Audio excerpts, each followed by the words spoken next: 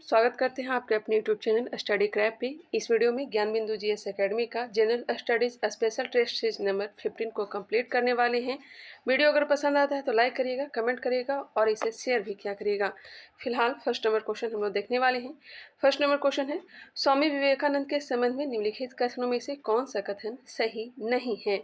स्वामी विवेकानंद के संबंध में निम्नलिखित कथनों में से कौन सा सही नहीं दिया गया है।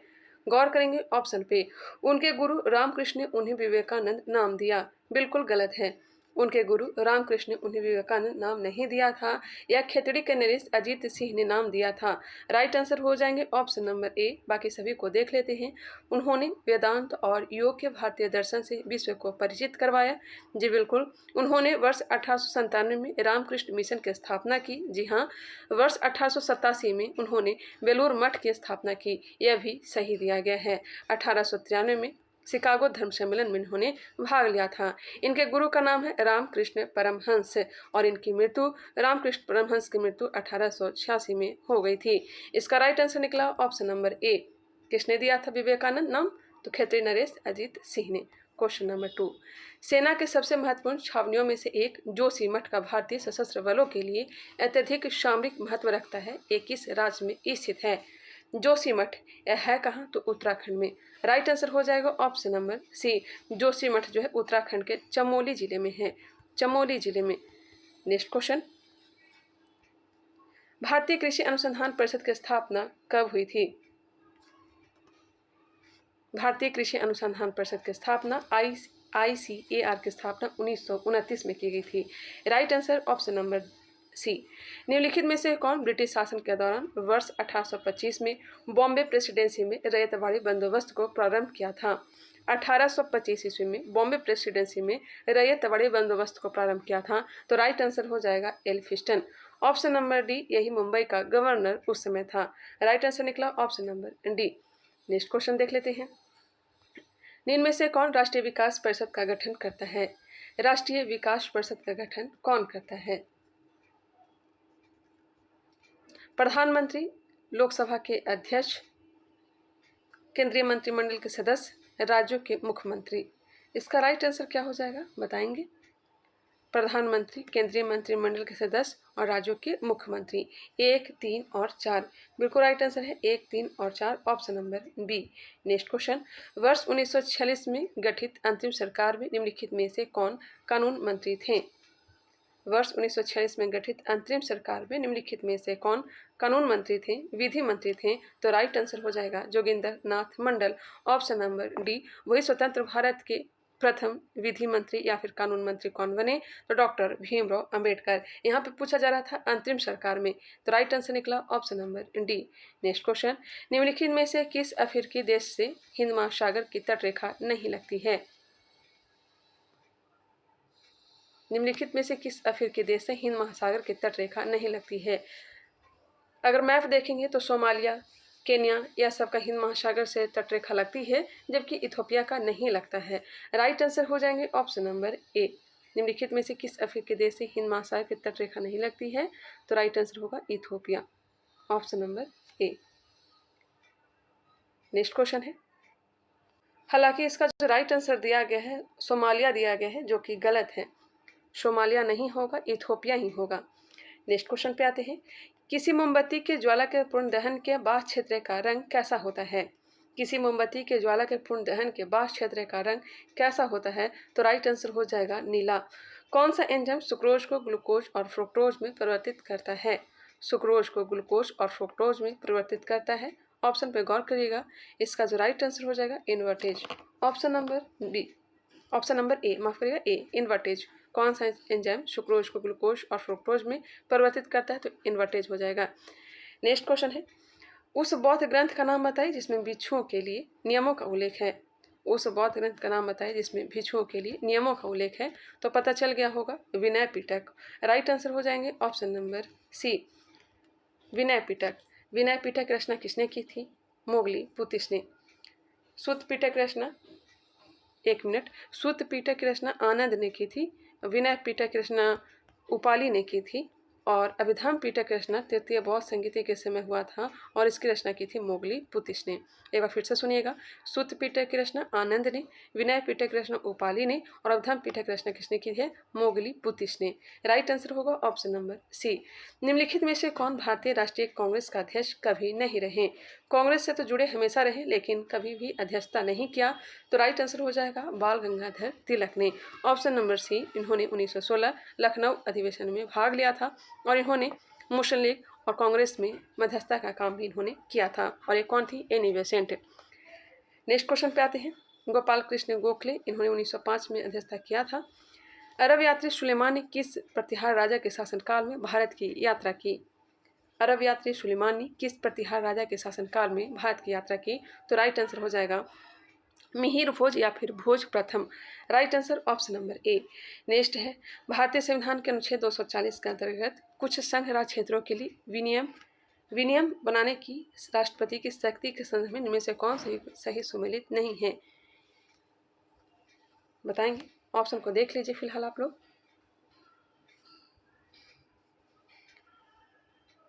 240 वन ए अंडमान व निकोबार द्वीप सही है। 240 वन बी लक्षद्वीप, यह भी सही दिया गया है। 240 वन सी पुडुचेरी से संबंधित नहीं है। अनुच्छेद 240 वन सी जो है यह दादर नगर हवेली से है। वही 240 वन का डी यह हो जाएगा दमन और दीव से। इसका जो राइट आंसर होगा ऑप्शन नंबर सी, दादर नगर हवेली से इसका संबंध है, ना कि पुदुचेरी से। नाथ पंथियों, सिद्धों और योगियों ने भक्ति धर्म को किस क्षेत्र में लोकप्रिय बनाया? नाथ पंथी, सिद्धों और योगियों ने भक्ति धर्म को किस क्षेत्र में लोकप्रिय बनाया? तो राइट आंसर हो जाएगा उत्तरी भारत में। ऑप्शन नंबर ए, उत्तरी भारत। संस्कृत का अभिलेख सर्वाधिक प्राप्त होता है दक्षिण भारत से। पिछले वाली वीडियो में हमने करवाया था। अधोलिखित में कौन से कथन असत्य दिए गए हैं, गलत दिए गए हैं? स्कर्वी रोग विटामिन सी की कमी से होता है, बिल्कुल। क्वाशियोरकर को प्रोटीन कुपोषण के रूप में भी जाना जाता है। जी हाँ, प्रोटीन की कमी से मरासमस और क्वाशियोरकर रोग होता है। मरासमस रोग प्रोटीन तथा कार्बोहाइड्रेट की कमी से होता है, यह भी सही दिया गया है। प्लेग एक संक्रामक विषाणु रोग है अगर देखा जाए ऑप्शन के अकॉर्डिंग, तो इसका जो राइट आंसर हो जाएगा ऑप्शन नंबर डी। प्लेग जो है यह जीवाणु से होने वाला रोग है, जीवाणु से होने वाला रोग है, ना कि विषाणु से होने वाला रोग है। आंसर हो जाएंगे ऑप्शन नंबर डी। 50 क्वेश्चन का जो डेली टेस्ट सीरीज है उसे भी मैं करवा दूंगी। मेरे पास थोड़ा टाइम नहीं मिल पाता है, इस कारण से नहीं मैं वीडियो बना पा रही हूँ, लेकिन उसे भी मैं रेगुलर करवाने वाली भी हूँ। उसका वीडियो साइंस से संबंधित आ जाएंगे आप लोग के पास। तो चलिए नेक्स्ट क्वेश्चन पे आते हैं। बरगद व रबर किस प्रकार के जड़ का उदाहरण है? बरगद व रबड़ किस प्रकार के जड़ का उदाहरण है? तो राइट आंसर हो जाएगा स्तंभ जड़ का। स्तंभ जड़। निम्नलिखित में से कौन सा एक तत्व उपधातु नहीं है? उपधातु नहीं है आर्सेनिक, एंटीमनी, पोलोनियम या फिर गैलियम। कौन सा एक तत्व उपधातु नहीं है? तो राइट आंसर हो जाएगा gallium, option number D, gallium. बाकी सभी उपधातु दिए गए हैं। पोलोनियम में सर्वाधिक समस्थानिक होते हैं। कितने होते हैं? तो 27। इनमें से कौन से एक संघ राज्य क्षेत्र है जिनके सदस्य राज्यसभा के सदस्यों के निर्वाचन में भाग नहीं लेता है? हमने 3 केंद्र शासित प्रदेश का नाम बताया था। एक है जम्मू कश्मीर जहां से 4 राज्यसभा का सीट है, और एक है दिल्ली जहां से 3 राज्यसभा का सीट, पुदुचेरी यहाँ से 1 राज्यसभा का सीट। तो बच कौन सा गया? तो लद्दाख। आंसर हो जाएंगे option number B. Next question, अंग्रेजों ने भारत में शासन के विकेंद्रीकरण के लिए शाही आयोग का गठन कब किया था? अंग्रेजों ने भारत में शासन के विकेंद्रीकरण के लिए शाही आयोग का गठन कब किया था? 1907 ईस्वी में। राइट आंसर हो जाएगा ऑप्शन नंबर सी, 1907 ईस्वी में। किसके अध्यक्षता में? हॉब हाउस के अध्यक्षता में। हॉब हाउस के अध्यक्षता में। नेक्स्ट क्वेश्चन है, निम्न कथनों पर विचार कीजिए। भारत की स्थलीय सीमा की लंबाई 15,200 किलोमीटर है। जी बिल्कुल, भारत की स्थलीय सीमा की लंबाई कितनी है? 15,200 किलोमीटर। भारत का दोनों अक्षांशीय व देशांतरी विस्तार लगभग 45 डिग्री है। भारत का दोनों अक्षांशीय व देशांतरी विस्तार लगभग 45 डिग्री है। जी नहीं, 30 डिग्री है। कितना है? 30 डिग्री। हिमालय पर्वतमाला द्वारा भारतीय प्रायद्वीप की मुख्य भूमि को एशिया से अलग किया जाता है। यह भी सही दिया गया है। 1 और 3 सही है, जबकि 2 जो है गलत दिया गया है। पूछा जा रहा है कौन सा कथन सत्य है? तो 1 और 2। एक बार फिर से देख लेते हैं। 1 2 गलत है, माफ करिएगा, 2 जो है गलत है। यहाँ पे 30 डिग्री हमने बताया, 1 और 3 जो है सही है। 1 और 3 सही है, जबकि 2 जो है गलत है। इसका जो राइट आंसर होगा ऑप्शन नंबर सी 1 और 3। 1 और 3। नेलांग घाटी किस राज्य में स्थित है?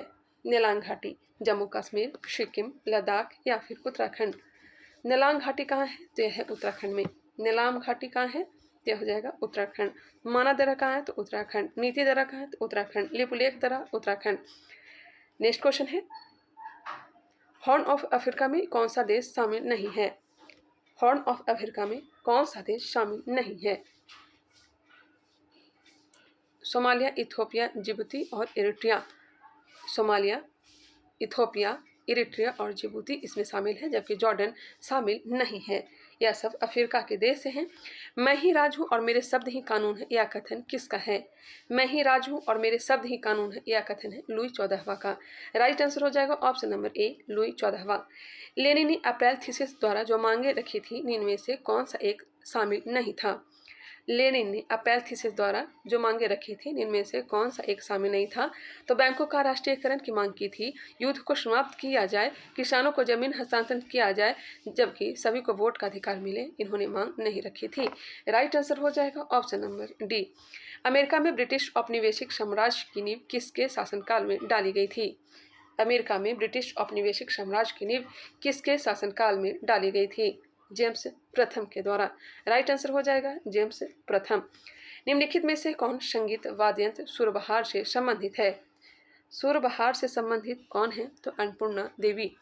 कौन संगीत वाद्य यंत्र सुरबहार से संबंधित है? Annapurna Devi. Right answer D. Bharatanatyam दक्षिण भारतीय धार्मिक विषयों और शैववाद के आध्यात्मिक विचारों को व्यक्त करता है। याद रखिएगा शैववाद होगा, ऑप्शन हो जाएंगे डी। भरतनाट्यम दक्षिण भारतीय धार्मिक विषयों और शैववाद के आध्यात्मिक विचारों को व्यक्त करता है। नेक्स्ट क्वेश्चन 28 नंबर, अधोलिखित में से कौन सा सुमेलित नहीं है? राष्ट्रीय सुदूर संवेदन केंद्र यह कहाँ है? तो हैदराबाद में। बिल्कुल सही है, राष्ट्रीय सुदूर संवेदन केंद्र कहाँ है? तो हैदराबाद। वही भारतीय सुदूर संवेदन संस्थान दिल्ली, यह गलत दिया गया है। भारतीय सुदूर संवेदन संस्थान कहाँ है? तो है देहरादून में। कहाँ है? देहरादून। भारतीय मृदा विज्ञान संस्थान भोपाल में है। अखिल भारतीय शतरंज संघ कहाँ है? तो चेन्नई में। एक बार फिर से रिकॉल कर लेते हैं, याद हो जाएंगे। राष्ट्रीय सुदूर संवेदन केंद्र हैदराबाद, भारतीय सुदूर संवेदन संस्थान देहरादून, भारतीय मृदा विज्ञान संस्थान भोपाल, अखिल भारतीय शतरंज संघ चेन्नई। ठीक है। नेक्स्ट क्वेश्चन, भारत के सर्वोच्च नागरिक सम्मान भारत रत्न से सम्मानित होने वाले पहले संगीतकार कौन थे? भारत रत्न से सम्मानित होने वाले पहले संगीतकार एम.एस. सुब्बुलक्ष्मी थे। राइट आंसर हो जाएगा option number B S M. Subbulakshmi.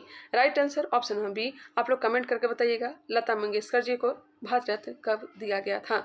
Next question है, निम्नलिखित में से कौन सा टूर्नामेंट हॉकी से संबंधित है? हॉकी से संबंधित टूर्नामेंट कौन सा है? राइट आंसर रंगा Swami cup. Ranga Swami cup option number A. Subroto cup football से संबंधित है। अर्धचालक में उपर्युक्त अशुद्धियों को मिलाने को क्या कहते हैं? अर्धचालक में उपर्युक्त अशुद्धियों को मिलाने को क्या कहते हैं? इसे कहा जाता है डोपिंग। अर्धचालक में उपर्युक्त अशुद्धियों को मिलाने को क्या कहते हैं? डोपिंग कहते हैं। अल्फा, बीटा तथा गामा किरणों की भेदन शक्तियाँ अपने अवरोही क्रम के किस क्रम में होती है? अवरोही क्रम घटते क्रम में बताना है। सबसे ज़्यादा होता है गामा का और सबसे कम होता है अल्फा का।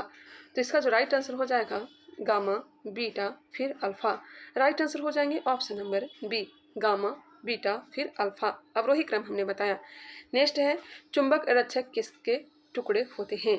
चुंबक रक्षक किसके टुकड़े होते हैं? या टुकड़े होते हैं नर्म लोहा का। Right answer D. Next question, जब प्रतिरोधक श्रेणी क्रम में संयोजित होते हैं तब कुल प्रतिरोधकता है। जब प्रतिरोधक श्रेणी क्रम में संयोजित होते हैं तब कुल प्रतिरोधकता है। तो राइट आंसर हो जाएगा ऑप्शन नंबर ए बढ़ती है।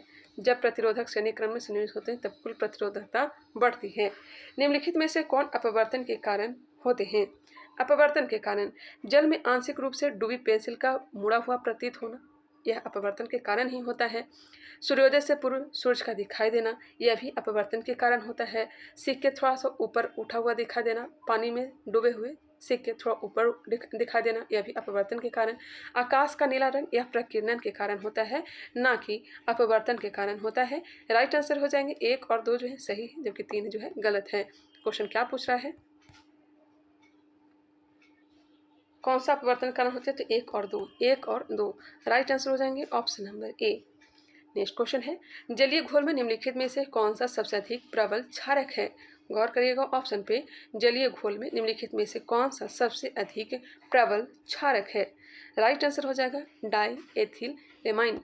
डाई एथिलेमाइन, डाई एथिलेमाइन जो है जलीय घोल में सबसे अधिक प्रबल क्षारक है। Right answer option number D. Next question 37 number, निम्नलिखित में से कौन सा सहसंयोजक यौगिक है? सहसंयोजक यौगिक कौन सा है? तो carbon tetra chloride. Carbon tetra chloride. कागज वर्ण लेखन पेपर क्रोमेटोग्राफी में निहित सिद्धांत है। कागज वर्ण लेखन में निहित सिद्धांत कौन सा है? तो राइट आंसर हो जाएगा ऑप्शन नंबर बी, विभाजन का।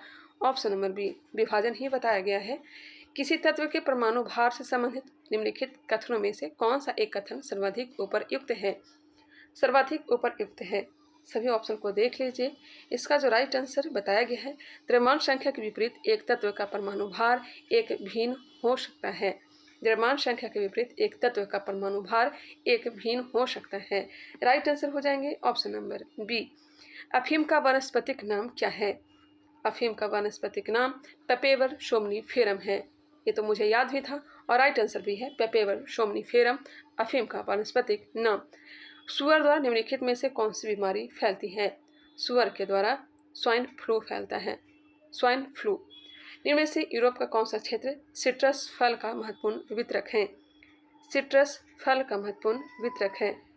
राइट आंसर ऑप्शन नंबर, इसका जो राइट आंसर बताया गया है मेडिटेरियन क्षेत्र। इनमें से यूरोप का कौन सा क्षेत्र सिट्रस फल का महत्वपूर्ण वितरक है? मेरे ख्याल से भूमध्य सागरीय क्षेत्र होना चाहिए, लेकिन इसका जो राइट आंसर बताया गया है ऑप्शन नंबर बी, क्योंकि आप लोगों ने सुना होगा कि अंगूर की खेती करवाने में महत्वपूर्ण होता है भूमध्य सागरीय जलवायु। तो इसका जो राइट आंसर दिया गया है ऑप्शन नंबर बी, लेकिन मेरे ख्याल से ऑप्शन नंबर ए होगा। आप लोग भी कंफर्म करके हमको बता सकते हैं। चलिए नेक्स्ट क्वेश्चन पे आ जाते हैं। क्वेश्चन नंबर 43, दाल देने वाले पौधों को निम्नलिखित में से किस कुल में रखा जाता है? दाल देने वाले पौधों को निम्नलिखित में से किस कुल में रखा जाता है? इसका जो राइट आंसर हो जाएगा ऑप्शन नंबर सी, लेग्यूमिनेसी कुल में। लेग्यूमिनेसी कुल बिल्कुल राइट आंसर है ऑप्शन नंबर सी। एक बार मैं इसे कंफर्म करती हूँ गूगल पे भी, 1 मिनट के लिए आप लोग रुक जाएंगे। 42 नंबर का गूगल पे भी भूमध्य सागरीय क्षेत्र ही दिया गया है। भूमध्य सागरीय क्षेत्र ही दिया गया है गूगल पे भी, तो इसे आप लोग याद रखिएगा, भूमध्य सागरीय क्षेत्र ही होगा। हालांकि इसका जो राइट आंसर बताया गया 42 का ऑप्शन नंबर बी, आप लोग यहाँ पे देख सकते हैं। एक क्वेश्चन और भी गलत था जो कि आगे हमने क्लियर किया। 42 का बी बताया गया है जो कि मेरे ख्याल से गलत भी है और गूगल पे हमने सर्च किया भी। चलिए नेक्स्ट क्वेश्चन पे आ जाते हैं। 43 नंबर, इसका जो राइट आंसर निकला दाल लेगुमिनेसी कुल में है। जैव मात्रा का पिरामिड किस पारिस्थितिक तंत्र में उल्टा है? जैव मात्रा का पिरामिड किस पारिस्थितिक तंत्र में उल्टा है? तो तालाब हो जाएगा, तालाब झील ऑप्शन नंबर ए। जल उपचार संयंत्र में क्लोरामाइन के प्रयोग से क्या सुनिश्चित किया जाता है? जल उपचार संयंत्र में क्लोरामाइन के प्रयोग से क्या सुनिश्चित किया जाता है? Right answer option number C, विसंक्रमण को। जीनोबायोटिक्स जो सूक्ष्मजीवी आक्रमणों के प्रति आनुवांशिक रूप से प्रतिरोधी है वह कहलाते हैं। जीनोबायोटिक्स जो सूक्ष्मजीवी आक्रमणों के प्रति आनुवांशिक रूप से प्रतिरोधी है कहलाते हैं, तो यह कहलाते हैं रिकैल्सिट्रांट ऑप्शन नंबर सी। 1 मिनट, जीनोबायोटिक्स जो सूक्ष्मजीवी आक्रमणों के प्रति आनुवांशिक रूप से प्रतिरोधी हैं वह कहलाते हैं, इसका भी आंसर गलत दिया गया है। 1 मिनट, जीनोबायोटिक्स जो सूक्ष्मजीवी आक्रमणों के प्रति आनुवांशिक रूप से प्रतिरोधी वह कहते हैं रिलैक्सिट्रांट। सही है option number C, right answer है रिलैक्सिट्रांट ऑप्शन नंबर सी, बिल्कुल सही है। ठीक है, शुष्का छिपाक जिसे जीरोप्थेल्मिया कहते हैं किस विटामिन की कमी से होता है? तो यह होता है विटामिन ए की कमी से। जीरोप्थेल्मिया रोग जो कि विटामिन ए की कमी से होने वाला रोग है। रिकेटस विटामिन डी की कमी से, अस्कर विटामिन सी की कमी से, रक्त का थक्का न जमना विटामिन के। निम्नलिखित का सही ढंग से मिलान करें। हार्मोन और श्रावी ग्रंथि दिया गया है, मिलान करिए। कोलिफ के हार्मोन का स्राव होता है पैराथायराइड ग्रंथि से, पैराथायराइड ग्रंथि से। एल्डोस्टेरोन का स्राव होता है अधिवृक्क ग्रंथि से। प्रोलैक्टिन का स्राव होता है पियूस ग्रंथि से, वही मेलाटोनिन ग्रंथि का स्राव पीनियल ग्रंथि से होता है। राइट आंसर हो जाएगा 3, 1, 4, 2। एक बार फिर से याद कर लीजिए, ऑप्शन नंबर सी इसका राइट आंसर होगा। कोलिप के हार्मोन का स्राव होता है पैराथायराइड से, एल्डोस्टेरोन का स्राव होता है अतिवृक्क ग्रंथि से, प्रोलैक्टिन का स्राव होता है पीयूष ग्रंथि से, और वही मेलाटोनिन का स्राव होता है पीनियल ग्रंथि से। बिल्कुल राइट आंसर है option number C. Next question 49 number. Karl Marx के अनुसार कामगार का अलगाव उसके किस कारणवश है? कार्ल मार्क्स के अनुसार कामगार का अलगाव उसके किस कारणवश है? उत्पाद और उत्पादन क्रियाकलाप से अलगाववाद के कारण। वैज्ञानिक समाजवाद का जनक कार्ल मार्क्स को ही कहा जाता है। सन्स ऑफ द सॉइल शब्द को किसने प्रतिपादित किया है? सन्स ऑफ द सॉइल शब्द को किसने प्रतिपादित किया है? तो राइट आंसर हो जाएंगे ऑप्शन नंबर ए, मायरोन वेनर ने। सन्स ऑफ द सॉइल शब्द को किसने प्रतिपादित किया है? मायरोन वेनर ने। नेक्स्ट क्वेश्चन है 51 नंबर। निम्नलिखित में से कौन जैन भिक्षुणी बनने वाली पहली महिला थी? जैन भिक्षुणी बनने वाली पहली महिला चंदना थी। कौन थी? चंदना। वैदिक कर्मकांड एवं अनुष्ठान पर ब्राह्मण ग्रंथ विशद प्रकाश डालते हैं। निम्नलिखित में से कौन सा ब्राह्मण ग्रंथ एवं वैदिक संहिता युग्म सही सुमेलित नहीं है? आसान प्रश्न है। ऐतरेय ब्राह्मण ग्रंथ और कौस्तकी, ऐतरेय और कौस्तकी यह तो ऋग्वेद संहिता से संबंधित है। तांडव ब्राह्मण का संबंध सामवेद संहिता से है। कौस्तकीय ब्राह्मण यजुर संहिता, गौपथ ब्राह्मण अथर्ववेद संहिता। आंसर मिल गया होगा ऑप्शन नंबर सी। ऐतरेय और कौस्तकी किसका है? तो ऋग्वेद का ब्राह्मण ग्रंथ है, वही यजुर्वेद का हो जाएगा। सतपथ ब्राह्मण और तैतरेय, माफ करिएगा, सतपथ ब्राह्मण और तैतरेय ब्राह्मण यह किसका है? यजुर्वेद का है। पंचविश और षड्विश फिर तांडव यह सब सामवेद का ब्राह्मण ग्रंथ है। गोपथ अथर्ववेद का है। राइट आंसर निकला ऑप्शन नंबर सी। शुंग कला में बुध को निम्नलिखित में से किससे चिन्हांकित किया जाता था? शुंग कला में बुध को निम्नलिखित में से किससे चिन्हांकित किया जाता था? तो छत्र हो गया, चरण चिन्ह हो गया, धर्म चक्र हो गया, उपर्युक्त सभी हो जाएंगे। शुंग कला में बुध को किससे चिन्हांकित किया जाता था? छत्र, चरण चिन्ह, धर्म चक्र। निम्नलिखित में से किस मध्यकालीन भारत के शासक ने आगरा शहर की नींव रखी? आगरा शहर की नींव रखी थी सिकंदर लोदी ने। राइट आंसर हो जाएगा option number B, Sikandar Lodi. वही जौनपुर की स्थापना फिरोज शाह तुगलक, हिसार की स्थापना भी फिरोज शाह तुगलक ने किया था। राठौर विद्रोह से संबंधित निम्नलिखित कथनों पर विचार कीजिए।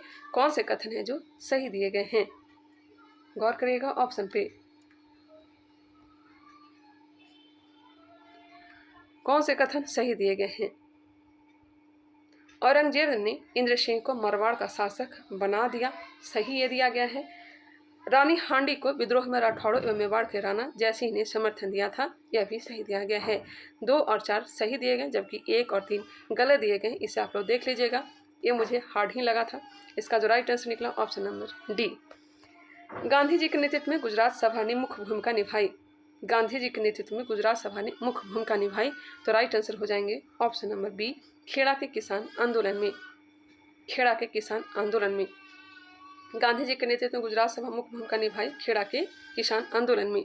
नेक्स्ट है मिलान करने के लिए दिया गया है। वीडी सावरकर का संबंध किससे हो जाएगा? वीडी सावरकर का संबंध किससे होगा? अभिनव भारत से। उसके बाद है लाला हरदयाल गदर पार्टी से संबंधित है। तारकनाथ दास फ्री हिंदुस्तान, मदन लाल ढींगरा करजन वाली हत्याकांड से संबंधित हैं। एक बार फिर से देख लीजिए। वीडी सावरकर अभिनव भारत की स्थापना की थी, अभिनव भारत में इनका योगदान भी है। लाला हरदयाल गदर पार्टी की स्थापना की थी 1913 में। तारकनाथ दास फ्री हिंदुस्तान, मदन लाल ढींगरा करजन वाली, इसका से इनको फांसी की सजा भी दी गई थी। आंसर हो जाएगा option number D. Curzon Kitchener का वर्ष 1904-5 का विवाद निम्नलिखित में से किससे संबंधित है? करजन किचनर का वर्ष 1904-5 का विवाद निम्नलिखित में से किससे संबंधित है? वायसराय की परिषद में सैनिक सदस्य का पद समाप्त करने से। राइट आंसर हो जाएगा option number B. Next question, निम्नलिखित भारतीय शासकों में से किसने सर्वप्रथम पुर्तगालियों का विरोध किया था? पुर्तगालियों का विरोध किसने किया था? सर्वप्रथम जमोरी ने ही। हालांकि जमोरी ने ही स्वागत किया था, लेकिन बाद में जमोरी ने ही पहली बार विरोध भी किया। क्यों किया था? तो किलेबंदी करने के कारण। इसका जो राइट आंसर हो जाएगा ऑप्शन नंबर डी। पुर्तगाली जब घेराबंदी कर रहे थे तब जमहूरी ने पुर्तगालियों का विरोध किया था। निम्नलिखित में से कौन दस्तक जारी करता था? दस्तक कौन जारी करता था? राइट आंसर हो जाएगा फोर्ट विलियम का governor, option number C, Fort William का गवर्नर। निम्नलिखित में से कौन सी इंटरनेट सेवा प्रदाता द्वारा प्रदान किए जाने वाली सेवा नहीं है? कौन सी इंटरनेट सेवा प्रदाता द्वारा प्रदान की जाने वाली सेवा नहीं है? इंटरनेट तो है ही है, डोमेन नेम पंजीकरण भी है, डायल अप सक्सेस भी है, जबकि वेब प्रशासन नहीं है। राइट आंसर हो जाएंगे option number B. Pegasus spyware किस देश में विकसित किया गया है? पेगासस स्पाईवेयर किस देश में विकसित किया गया है? तो राइट आंसर हो जाएगा ऑप्शन नंबर ए, इजराइल। कंप्यूटर की बूटिंग के लिए इनमें से किसकी आवश्यकता होती है? कंप्यूटर की बूटिंग के लिए किसकी आवश्यकता होती है? राइट आंसर ऑपरेटिंग सिस्टम का। कौन सी एक तकनीक है जिसमें संप्रेषण हेतु दो टर्मिनलों के बीच एक समर्पित और बीच पूर्ण भौतिक कनेक्शन स्थापित किया जाता है? राइट आंसर हो जाएंगे circuit switching. Circuit switching. Circuit switching एक तकनीक है जिसमें संप्रेषण हेतु दो टर्मिनलों के बीच एक समर्पित और बीच पूर्ण भौतिक कनेक्शन स्थापित किया जाता है। नेक्स्ट है राष्ट्रीय हथकरघा दिवस। राष्ट्रीय हथकरघा दिवस कब मनाया जाता है? राष्ट्रीय हथकरघा दिवस 7 अगस्त को, और इसी दिन भाला फेंक दिवस भी मनाया जाता है। नेक्स्ट है इनमें से कौन बेसिक समूह का सदस्य नहीं है? बेसिक समूह का सदस्य नहीं है। दक्षिण अफ्रीका, भारत, ब्राजील यह सब है, जबकि ऑस्ट्रेलिया नहीं है। राइट आंसर हो जाएंगे ऑप्शन नंबर डी। बेसिक में दक्षिण अफ्रीका है, भारत है, ब्राजील है और चीन है। याद रखिएगा, बी से ब्राज़ील हो गया, बी से ब्राज़ील, और फिर एस आई से हो जाएगा साउथ अफ्रीका, सी से हो जाएगा चाइना, और फिर याद रखिएगा ऐसे तो इसमें शामिल होता है दक्षिण अफ्रीका, भारत, ब्राज़ील और फिर चीन। ठीक है, नेक्स्ट क्वेश्चन पे आते हैं। दक्षिण पूर्व एशियाई राष्ट्रों के संगठन के संबंध में निम्नलिखित में से कौन सा कथन गलत है? दक्षिण पूर्व एशियाई राष्ट्रों के संगठन के संबंध में निम्नलिखित में से कौन सा कथन असत्य है?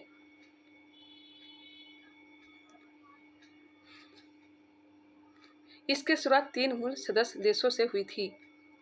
दक्षिण पूर्व एशियाई राष्ट्रों के संगठन आसियान के संबंध में निम्नलिखित में से कौन सा कथन गलत है? तो इसका जो राइट आंसर हो जाएगा, इसकी शुरुआत 3 मूल सदस्य देशों द्वारा नहीं की गई थी, 5 देशों के द्वारा की गई थी। गलत दिया गया है। आसियान की स्थापना 8 अगस्त 1967 को बैंकॉक में हुई थी, यह सही है। वर्ष 2019 तक प्राप्त जानकारी के अनुसार इसके सदस्य देशों की संख्या 10 है। संगठन का एक उद्देश्य क्षेत्र में आर्थिक विकास, सामाजिक प्रगति और सांस्कृतिक विकास में तेजी लाना है, यह भी सही दिया गया है। एक बार फिर से देख लीजिए, इसकी शुरुआत 3 मूल सदस्य देशों से नहीं हुई थी, 5 से हुई थी। आसियान की स्थापना 8 अगस्त 1967 को बैंकॉक में की गई थी। वर्ष 2019 तक प्राप्त जानकारी के अनुसार इसके सदस्य देशों की संख्या 10 है। संगठन का एक उद्देश्य क्षेत्र में आर्थिक विकास, सामाजिक प्रगति और सांस्कृतिक विकास में तेजी लाना है। भारत में कितने संगठन संयुक्त राष्ट्र के अंग है? भारत में कितने संगठन संयुक्त राष्ट्र के अंग हैं? 26, ऑप्शन नंबर डी 26। वॉलीबॉल निम्नलिखित में से किस देश का राष्ट्रीय खेल है? वॉलीबॉल यह है नेपाल का। वॉलीबॉल कहाँ का है? तो नेपाल का है। ट्रम्प एक खेल शब्द है जिसका प्रयोग किया जाता है। ट्रम्प एक खेल शब्द है, इसका प्रयोग किया जाता है ब्रिज खेल में। दीपिका कुमारी किस खेल से जुड़ी हुई है? दीपिका कुमारी यह तो तीरंदाजी से जुड़ी हुई हैं। चैंपियन ऑफ द अर्थ पुरस्कार किसके द्वारा प्रदान किया जाता है? चैंपियन ऑफ द अर्थ पुरस्कार यह दिया जाता है UNEP के द्वारा। UNEP के द्वारा। मृगनयनी का महल कहाँ स्थित है? मृगनयनी का महल कहाँ स्थित है? राइट आंसर हो जाएंगे ग्वालियर, मध्य प्रदेश। मृगनयनी का महल ग्वालियर, मध्य प्रदेश में है। आनुपातिक प्रतिनिधित्व की व्यवस्था निर्वाचन क्रिया प्रणाली के रूप में सुनिश्चित करती है। आनुपातिक प्रतिनिधित्व की व्यवस्था निर्वाचन क्रिया प्रणाली के रूप में सुनिश्चित करती है अल्पसंख्यकों के प्रतिनिधित्व को। बिल्कुल राइट आंसर है ऑप्शन नंबर डी, अल्पसंख्यकों के प्रतिनिधित्व को। वित्त आयोग का गठन राष्ट्रपति द्वारा प्रत्येक 5 वर्ष की समाप्ति पर किया जाता है। राइट आंसर हो जाएंगे ऑप्शन नंबर सी। थोड़ा फास्ट कर लेते हैं क्योंकि फिर ज़्यादा समय हो जाएंगे। राष्ट्रीय मानव अधिकार आयोग के अध्यक्ष और सदस्यों की पदावधि कितनी है? राष्ट्रीय मानव अधिकार आयोग के अध्यक्ष और सदस्यों की पदावधि जो है 3 वर्ष या 70 वर्ष की आयु तक जो भी पहले हो। निम्नांकित में से कौन सा संवैधानिक संशोधन भारत में पिछड़ी जातियों के लिए राष्ट्रीय आयोग के गठन से संबंधित है? पिछड़ी जातियों के लिए 102 बार संवैधानिक संशोधन। भारत के संविधान में केंद्र और राज्यों के बीच की शक्तियों का विभाजन इनमें से किसमें उल्लेखित योजना पर आधारित है? भारत के संविधान में केंद्र और राज्यों के बीच की शक्तियों का विभाजन इनमें से किसमें उल्लेखित योजना पर आधारित है? तो राइट आंसर हो जाएंगे 1935 का भारत सरकार अधिनियम। Right answer option number C. 102वां संविधान संशोधन 2018 में हुआ था और यह संबंधित है अनुच्छेद 338 से 338 बी। नेक्स्ट क्वेश्चन है 79 नंबर। निम्नलिखित युगों में से कौन सा युग्म सही सुमेलित नहीं है? विधानसभा की सदस्य संख्या दिया गया है। उत्तराखंड में 70 विधानसभा का सीट है, सही है। गोवा में 40 है। उत्तर प्रदेश में 403 है, जबकि मणिपुर में 62 नहीं है। मणिपुर में विधानसभा का सीट 60 है। एक बार फिर से रिकॉल कर लेते हैं। उत्तराखंड में विधानसभा का सीट 70, गोवा में 40, उत्तर प्रदेश में 403, मणिपुर में 60 हैं। क्लियर हो गए होंगे। निम्नलिखित में से कौन सा भारतीय समुद्री बंदरगाह अन्यों की तुलना में सबसे दक्षिणी छोर पर स्थित है? सबसे दक्षिण में स्थित है कौन सा? तूतीकोरिन। राइट आंसर हो जाएगा तूतीकोरिन। चेन्नई भी तमिलनाडु में ही है, तूतीकोरिन तमिलनाडु में है, पारादीप उड़ीसा में है, मंगलौर कर्नाटक में है। सेल के अंतर्गत आने वाले स्टील प्लांट निम्न में से किस स्थान पर स्थित है? सेल के अंतर्गत आने वाले स्टील प्लांट निम्न में से किस स्थान पर स्थित है? तो राइट आंसर हो जाएगा भिलाई, ऑप्शन नंबर बी। पास में कुछ काम हो रहा है, थोड़ा उसे इग्नोर करिएगा। आवाज़ आ रही होगी, थोड़ा डिस्टर्बेंस हो रहा होगा। वर्ष 2011 की जनगणना के अनुसार निम्नलिखित में से किस राज्य में जनसंख्या वृद्धि दर सर्वाधिक थी? जनसंख्या वृद्धि दर सर्वाधिक थी मेघालय का। राइट आंसर हो जाएंगे ऑप्शन नंबर सी मेघालय। कितना वृद्धि था? तो 27.80% था, 27.80%। अपना बिहार का 25.10% रहा था। पीट कोयले में कार्बन और नमी की मात्रा होती है। पीट कोयले में निम्न कार्बन और उच्च नमी की मात्रा होती है। सबसे घटिया कोयला पीट कोयला ही है। इनमें से कौन सी रोपण फसल नहीं है? रोपण फसल में चाय है, कॉफ़ी है, काजू है, जबकि बाजरा नहीं है। राइट आंसर हो जाएंगे डी। कश्मीर घाटी में हिमोट के साथ अंतर स्थापित हिमनदीय मिट्टी और अन्य सामग्री के ठोस निक्षेपों को कहा जाता है? इसे कहा जाता है करेवा मिट्टी। राइट आंसर हो जाएंगे ऑप्शन नंबर ए करेवा। नेक्स्ट है चोटी और पहाड़ी का नाम मिलान करना है। अनाईमुडी। अनाईमुडी सबसे ऊंची चोटी है किसकी? तो अन्नामलाई की। अन्नामलाई की सर्वाधिक ऊंची चोटी जो है अनाईमुडी है। डोडा बेटा किसका है? तो डोडा बेटा हो जाएगा नीलगिरी का। यहीं पे दिया भी गया है, डोडा बेटा नीलगिरी की सबसे ऊंची चोटी है। आगे देखते हैं धूपगढ़ किसका है? धूपगढ़ यह हो जाएगा आपका सतपुड़ा का। सतपुड़ा की सबसे ऊंची चोटी आगे दिया गया था, सतपुड़ा 2 में दिया गया था। और गुरु शिखर यह हो जाएगा अरावली की सबसे ऊंची चोटी। तो इसको मिलाइएगा तो इसका जो राइट आंसर प्राप्त होगा ऑप्शन नंबर सी। बाकी हमने जो बताया वो बिल्कुल सही बताया। नेक्स्ट क्वेश्चन पे आ जाइए। निम्नलिखित में से किस नदी का मुहाना कर्क रेखा के उत्तर में स्थित है? बाकी सारे नदी जो है दक्षिण में है, जबकि उत्तर में है Sindhu. Sindhu option number C, जो कि लद्दाख में, सिर्फ लद्दाख में ही बहती है। उसके बाद पाकिस्तान में चली जाती है। महानदी उड़ीसा से संबंधित है। कृष्णा गोदावरी यह सभी के सभी कर्क रेखा के दक्षिण में स्थित हैं। एक ऐसी अर्थव्यवस्था जो फ्रीलांस और अनुबंध आधारित नौकरियों के आधार पर विकसित होती है कहलाती है। ऐसी अर्थव्यवस्था जो फ्रीलांस और अनुबंध आधारित नौकरियों के आधार पर विकसित होती है कहलाती है गिग अर्थव्यवस्था। राष्ट्रीय आय को मापने की विधियाँ कौन सी है? राष्ट्रीय आय मापने की विधियाँ हैं उत्पादन विधि, आय विधि, व्यय विधि, उपरोक्त सभी। Right answer D. किसी देश में जीवन स्तर प्रतिबिंबित होता है? किसी देश में जीवन स्तर प्रतिबिंबित होता है प्रति व्यक्ति आय से। Right answer B. समावेशी समृद्धि के लिए आवश्यक है। समावेशी समृद्धि के लिए आवश्यक है, क्या आवश्यक है? कृषि का पुनरुद्धार, अधोशोषणात्मक सुविधाओं का विकास, शिक्षा एवं स्वास्थ्य जैसी सामाजिक सेवाओं की आधिकारिक उपलब्धता। उपयुक्त सभी राइट आंसर हो जाएंगे। स्वतंत्रता के समय देश की लगभग कितनी प्रतिशत क्षेत्र जमींदारी व्यवस्था के अधीन थी? स्वतंत्रता के समय देश के लगभग कितनी प्रतिशत क्षेत्र जमींदारी व्यवस्था के अधीन थी? तो right answer 57%, option number B. पौधे को हवा में उगाना क्या कहलाता है? पौधे को हवा में उगाना क्या कहलाता है? तो यह कहलाता है एरोपोनिक्स, ऑप्शन नंबर बी। हमने आप लोग को बोला था कि बायोलॉजी को ऑब्जेक्टिव मैं करवा दूंगी, लेकिन थोड़ा समय लगेगा, ठीक है। मौसम थोड़ा ठंडा सा हो जाएगा ना तो मैं करवा दूंगी, अभी बहुत ही ज़्यादा गर्मी पड़ रहे हैं। भारतीय राष्ट्रीय कांग्रेस ने राष्ट्रीय नियोजन समिति का गठन कब किया? राष्ट्रीय नियोजन समिति का गठन 1938 में किया गया था। राइट आंसर हो जाएंगे ऑप्शन नंबर सी। भारत जैसे विकासशील देश के लिए कितने प्रतिशत मुद्रास्फीति को धारणीय मुद्रास्फीति कहा जाता है? धारणीय मुद्रास्फीति कहा जाता है लगभग 5 से 6%। ऑप्शन नंबर सी। भारत में मुद्रा की तरलता सर्वाधिक किसकी है? सर्वाधिक तरलता जो है यह M1 है, M1 बिल्कुल राइट आंसर है ऑप्शन नंबर ए। मिरातुल अहवाल किसकी रचना है? मिरातुल अहवाल किसकी रचना है? मुल्ला बहबानी का, मुल्ला बहबानी का। ऑप्शन नंबर सी। बिहार द्वारा का प्रीवियस ईयर क्वेश्चन जो है मैं करवा चुकी हूँ। हिस्ट्री, ज्योग्राफी मतलब वर्ल्ड ज्योग्राफी, पॉलिटी, फिजिक्स और फिर इकोनॉमिक्स को अगर आप देखना चाहते हैं तो प्लेलिस्ट में जाकर के देख सकते हैं। और भी जो भी सब्जेक्ट रह चुका है उसे मैं कंप्लीट करवा दूंगी। कल ही मैं केमिस्ट्री का वीडियो भी अपलोड कर दूंगी, उसे आप लोग देख लीजिएगा, ठीक है। भारत छोड़ो आंदोलन के दौरान बकरी का टापू में अखिल भारतीय आज़ाद दस्ता का गठन किसने किया था? बकरी का टापू, अभी हाल ही में आपने सुना होगा कि बकरी का एक पुल था जो कि अभी हाल ही में बिहार में गिर चुका है। तो यहाँ पे पूछा जा रहा है बकरी का टापू अखिल भारतीय आज़ाद दस्ता का गठन किसने किया? तो यह राइट आंसर हो जाएगा जयप्रकाश नारायण। बिहार के कैमूर बक्सर में किस मिट्टी का अत्यधिक विस्तार है? किस मिट्टी का अत्यधिक विस्तार है कैमूर और बक्सर में? तो राइट आंसर हो जाएगा बांगर मिट्टी, जो कि पुरानी मिट्टी है। राइट आंसर ऑप्शन नंबर ए। जलोढ़ मिट्टी का ही यह प्रकार है जो कि पुरानी मिट्टी है। वीडियो कैसा लगा कमेंट करके बताइएगा। आप लोग से रिक्वेस्ट है कि इसे शेयर भी किया करिएगा, इससे काफ़ी हेल्प हमें भी मिलेगा। और वीडियो पसंद आया है तो इसे लाइक भी करिएगा। अफ्रीका के उत्तर में भूमध्य सागरीय तट को बारवरी कोस्ट कहते हैं। अफ्रीका के उत्तर में भूमध्य सागरीय तट को बारवरी कोस्ट कहते हैं, बिल्कुल। इस तट पर इसे देशों को बारवरी स्टेट्स कहा जाता है, सही दिया गया है। बारवरी स्टेट में शामिल देश है मोरक्को, अल्जीरिया, ट्यूनीसिया और लीबिया। मोरक्को, अल्जीरिया, ट्यूनीसिया और लीबिया 1, 2, 3 बिल्कुल राइट आंसर है। तो चलिए मिलते हैं नेक्स्ट वीडियो में, तब तक के लिए धन्यवाद।